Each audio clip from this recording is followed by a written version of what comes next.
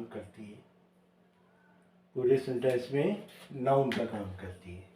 ये पांचवा आपके इसका हो गया।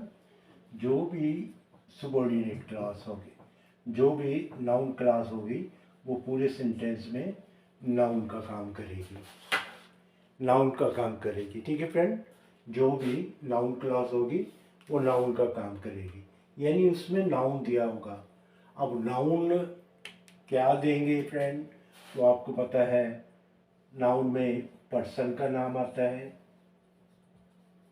या थिंग का नाम आता है, या प्लेस का नाम आता है, या इमोशंस का नाम आता है, इमोशन फीलिंग्स का।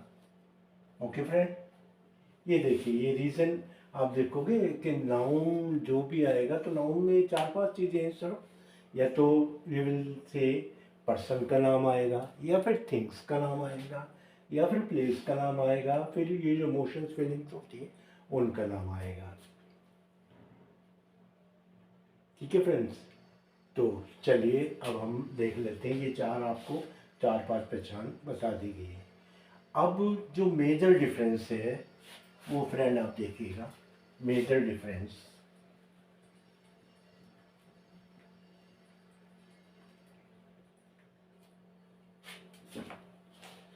मेजर डिफरेंस है फ्रेंड्स कि जो नाउन क्लॉज होती है, नाउन क्लॉज में आपको पूरा कॉम्बिनेशन मिलता है।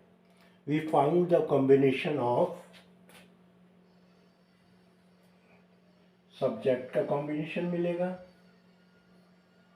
हेल्पिंग वर्ब का कॉम्बिनेशन मिलेगा, मेन वर्ब का कॉम्बिनेशन मिलेगा, क्वालिफायर का कॉन्जक्शन मिलेगा और ऑब्जेक्ट होगा। अब ये डिफरेंट बात है फ्रेंड कि जो ऑब्जेक्ट हो सकता है वो इसका क्वालिफायर भी हो सकता है, वर्ब का क्वालिफायर भी हो सकता है, या फिर सब्जेक्ट का क्वालिफायर भी हो सकता है, तो वो डिफरेंट थिंग है। लेकिन नाउन क्लॉज है तो इसमें कॉम्बिनेशन सब्जेक्ट और वर्ब का कॉम्बिनेशन हमेशा रहेगा। A noun clause is such a sentence in which there is a combination of subject and verb. हमेशा ध्यान रखिए, there is a combination of subject and verb. चलिए, जब आप ये जान लेते हैं, when you find this in the noun clause we have the combination of subject and verb. Verb means both the verbs, whether it is helping verb or auxiliary verb or main verb. तो verb means verb combination. Or most of the time we can say there is a perfect combination of subject, helping verb, main verb and object. Right friend? Now, अब देख लीजिए difference क्या है। जब अगर ये combination आ गया और उसमें नाउन की बात की है तो वो क्लॉज हो जाएगा, और जब ये फ्रेंड ये कॉम्बिनेशन नहीं हुआ तो वो फ्रेज के रूम में आ जाएगा।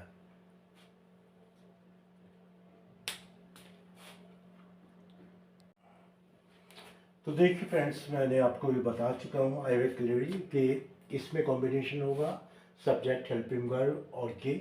उससे पहले ये यूज़ हो जाएंगे, और उसके बाद फ्रेज में हम सिर्फ देखते हैं कि वर्ड्स होते हैं और उसमें फ्रेज में कोई सब्जेक्ट नहीं होता, ऑब्जेक्ट नहीं दिया जाता, but you know phrase is a combination of words, only combination of words which does not make any complete sentence. So you can call what you call a phrase is a group of words. क्या है friend, जो phrase है वो group of words है और वो कोई complete sentence नहीं बनाता, कंप्लीट सेंस भी नहीं देता। और उसमें देख लेते हैं आगे किस तरीके से। चलो अब ये देखिए, अब हमारा शुरू कर देते हैं। Ram did not tell me what he was doing in the house.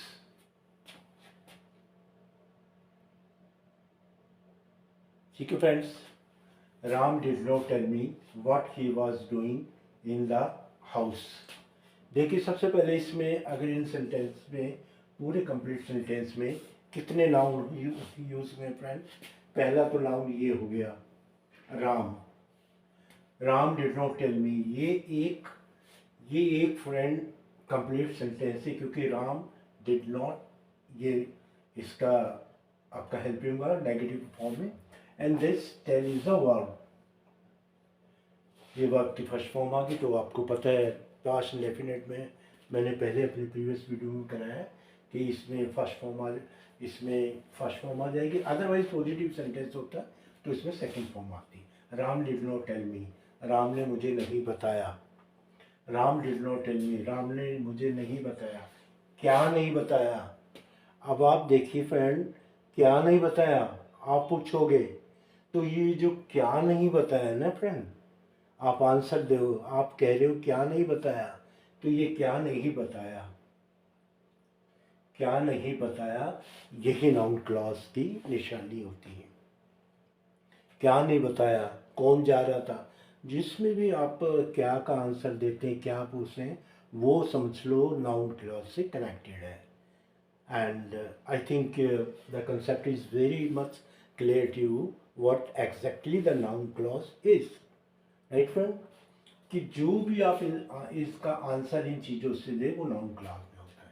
अब देखिए इसमें नाउन एक नाउन है, noun did not tell me, Ram did not tell me what he was doing in the house, what he was doing ये है, लेकिन ये आपका प्रोनाउन है तो इसको हम नहीं चलेंगे। अभी हम नाउन की बात करें, what he was doing in the house, house भी नाउन है, हाउस भी नाउन, तो एक राम एक नाउन हुआ और सेकंड नाउन हाउस हुआ।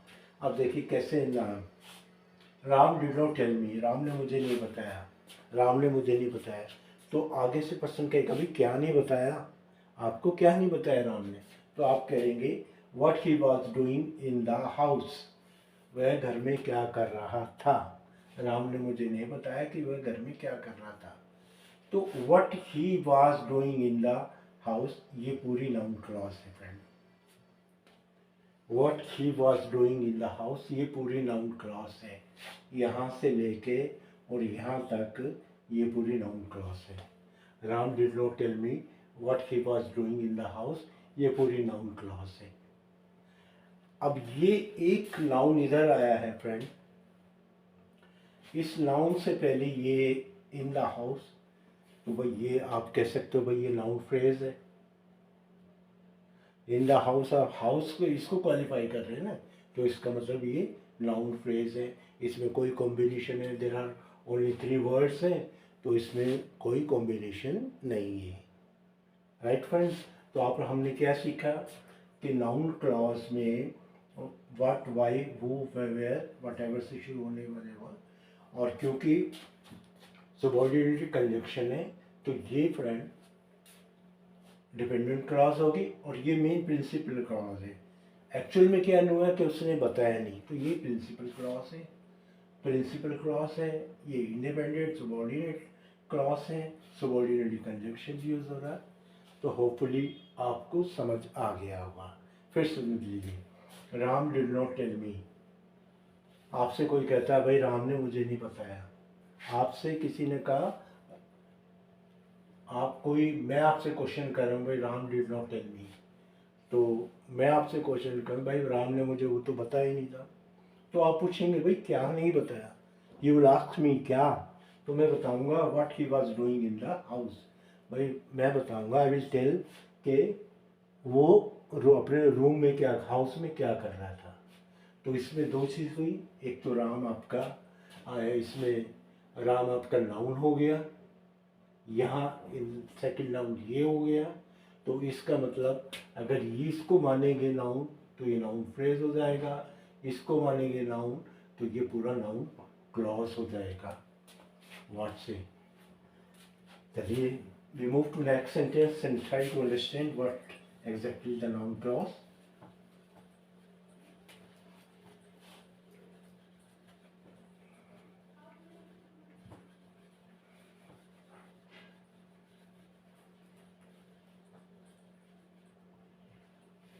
आइए फ्रेंड सेकंड सेंटेंस देख लेते हैं। Although Ram came to me yesterday, but he didn't tell me who was going with him to see beautiful garden.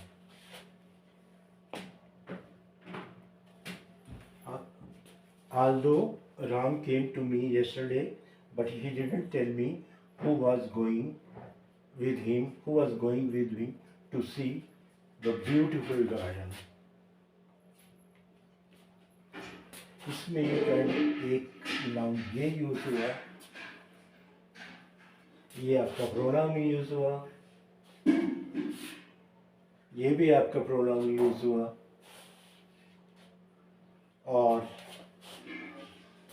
यहाँ ये आपका नाउन यूज हुआ। तो अब देखिए इसमें आप although Ram came to me yesterday, although Ram came to me yesterday, although Ram came to me yesterday, तो आप देख लीजिए,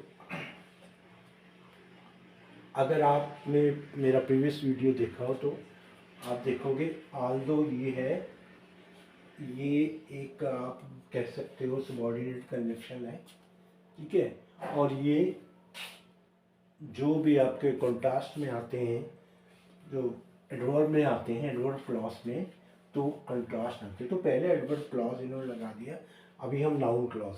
although Ram came to me yesterday, हालांकि राम मेरे पास आया था yesterday, कल आया था, हालांकि राम मेरे पास कल आया था। बट देखिए friend, but he did not tell me, but he did not tell me who was going with him to see the beautiful garden. ये जो पूरी क्लास है फ्रेंड, ये नाउन क्लास होगी। Who was going with him to see the beautiful garden. Who से शुरू हो रहा है, Who was going, भाई उसे मुझे बताया ही नहीं कि उसके साथ कौन जा रहा है ब्यूटीफुल गार्डन को देखने के लिए। ये हो गया आपका नाउन क्लॉज, ठीक है फ्रेंड। चलिए अब एक नेक्स्ट सेंटेंस और देख लेते हैं। और अगर आप ये देखेंगे to see the beautiful garden, ये गार्डन भी नाउन है लेकिन इसमें कोई कॉम्बिनेशन नहीं है, तो beautiful garden is a noun phrase बोलेंगे आप, ठीक है फ्रेंड। चलिए नेक्स्ट चलते हैं।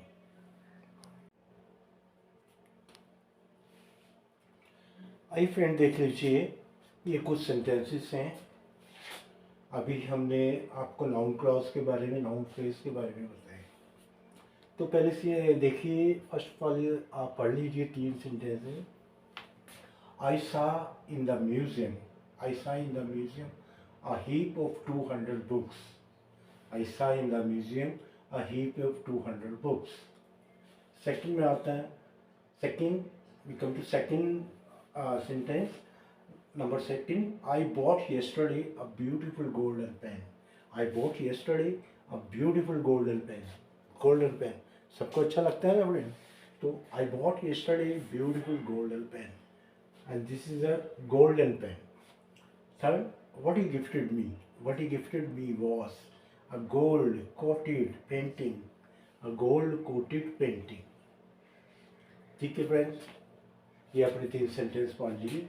अब देखिए इसमें हम वन बाय वन करके चलते हैं, इसका बड़े ध्यान से देखिएगा किस तरीके से इसका सेंस बनता है।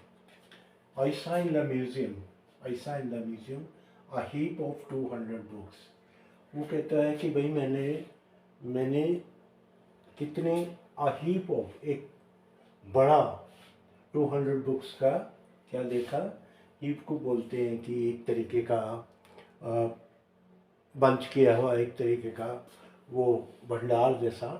अ हीप ऑफ 200 बुक्स, ये उसका हीप बनाया हुआ था, तो 200 बुक्स का। अब म्यूजियम में गया, आई saw in the museum a heap of 200 books. अभी बुक्स फ्रेंड नाउन है, देखिएगा ये बुक्स नाउन है, ये बुक्स नाउन है, लेकिन अब ये जो है फ्रेंड, ये क्या है, 200 ऑफ ये किसको क्वालिफाई कर रहे हैं, ये कर रहे हैं बुक्स को, ठीक है फ्रेंड, ये कर रहे हैं बुक्स क्वालिफाई। और आप कह सकते हो इनको, हम इनको क्या कहते हैं, जो चीज़ क्वालिफाई करें तो उसको मॉडिफायर बोलते हैं फ्रेंड, मॉडिफायर। तो ये जो मॉडिफायर, अब जो मॉडिफायर्स होते हैं, ध्यान दीजिए कि जो मॉडिफायर्स होते हैं फ्रेंड, वो एडजेक्टिव भी हो सकते हैं, एडवर्ब भी हो सकते हैं। तो अब इसमें देखिए, अब ये नंबर देंगे तो इसमें अ हीप ऑफ 200 बुक्स, तो ये आपका पूरा मॉडिफायर हो गया और ये आपका बुक्स। लेकिन अपने आप में ये कोई कंप्लीट सेंटेंस नहीं है, सिर्फ ग्रुप वर्ड्स हैं। अगर आप देखोगे तो इसमें कोई वर्ब का है, सब्जेक्ट और वर्ब का कोई कॉम्बिनेशन नहीं है, यानी इसमें मेन वर्ब भी नहीं है और सब्जेक्ट भी नहीं है। तो ये आपका फ्रेज कहलाएगा। और कौन सा फ्रेज कहलाएगा? नाउन फ्रेज, क्योंकि ये नाउन से कनेक्टेड है, ये बुक से कनेक्टेड है ना फ्रेंड, ये बुक से कनेक्टेड है, तो it will be called a noun phrase. Okay, आगे चलते हैं। I saw in the museum a heap of 200 books. This one from this A to books. A heap of 200 books.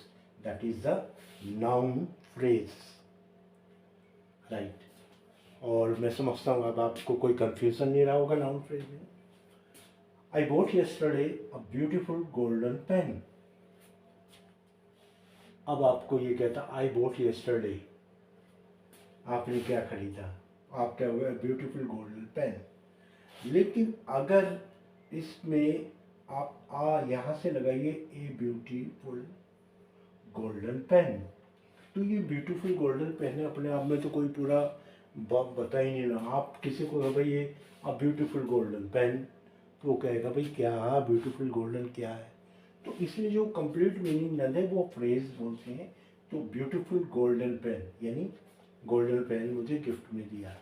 I bought yesterday, मैंने कल खरीदा। Bought is the second form, ये past definite tense का ये second form है। Buy, bought, bought. तो I bought yesterday, yesterday past definite हो गया। A beautiful golden pen, a beautiful golden pen, ये आपका beautiful golden pen. Pen is a noun, ये मॉडिफाई कर रहे हैं। Beautiful is adjective, golden is also adjective, और पेन ये भी एडजेक्टिव है, ये भी एडजेक्टिव है, और ए जो है वो आर्टिकल है, ए दी।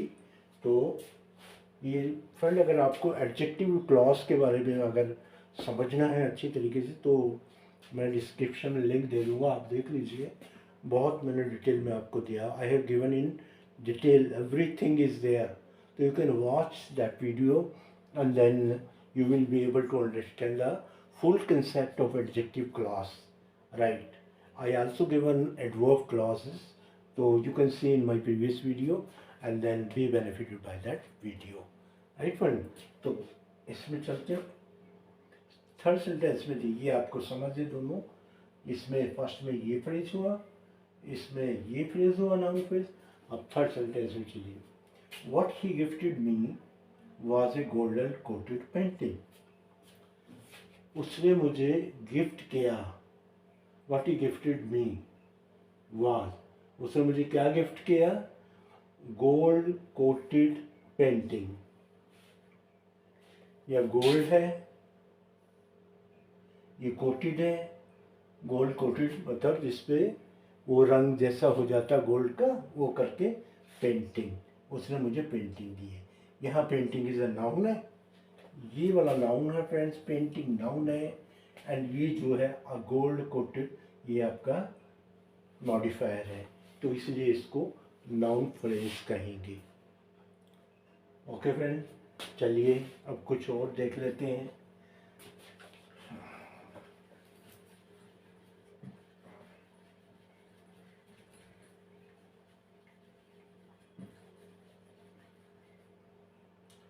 ओके फ्रेंड्स, वीडियो काफ़ी लंबा हो जाएगा, तो just once again I will request you to please watch this video in full and subscribe my channel and share it with your friends and relatives, and please, this is my humbly request to you.